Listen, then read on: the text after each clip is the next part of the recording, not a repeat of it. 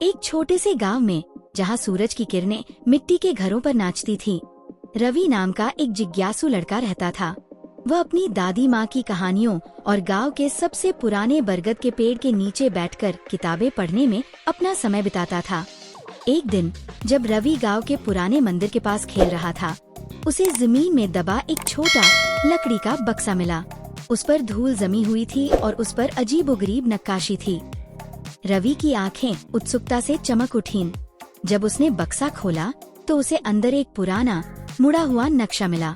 नक्शे पर कुछ रहस्यमयी निशान और एक पहेली लिखी हुई थी, जो किसी छिपे हुए खजाने की ओर इशारा कर रही थी। रवि का दिल खुशी से उछल पड़ा। रवि ने अगले कई दिन उस पहेली को सुलझाने और नक्शे पर लिखे निशानों को समझने में बिताए। उसकी दादी माँ ने उसे कुछ पुराने लोकगीत और कहानियाँ सुनाई, जिनसे उसे नक्शे के कुछ हिस्सों को समझने में मदद मिली। उसे पता चला कि यह खजाना उसके गांव के पास की पहाड़ियों में छिपा हो सकता है। अगली सुबह सूरज निकलने से पहले रवि ने अपनी छोटी सी पोटली तैयार की। उसमें कुछ रोटियां, पानी की बोतल और नक्शा था। उसने अपनी दादी माँ से आशीर्वाद लिया और खजाने की खोज में निकल पड़ा। रवि ने पहाड़ों की टेढ़ी मेढ़ी पगडंडियों पर चलना शुरू किया।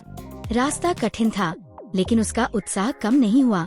उसने घने जंगलों, छोटी नदियों और पत्थरों से भरी ढलानों को पार किया।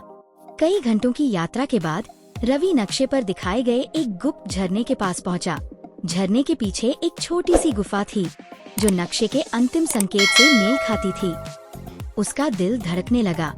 गुफा के अंदर गहरा अंधेरा था, लेकिन रवि ने हिम्मत नहीं हारी। अपनी मशाल जलाकर जब वह आगे बढ़ा तो उसे एक पत्थर का संदूक दिखाई दिया। जैसे ही उसने उसे खोला, उसकी आंखें फटी की फटी रह गईं। संदूक सोने चांदी से नहीं, बल्कि प्राचीन पांडुलिपियों और अनमोल ज्ञान की किताबों से भरा था। रवि समझ गया कि असली खजाना सोना नहीं, बल्कि यह ज्ञान। रवि उन प्राचीन किताबों को लेकर अपने गांव वापस लौटा। गांव वालों ने उसका भव्य स्वागत किया।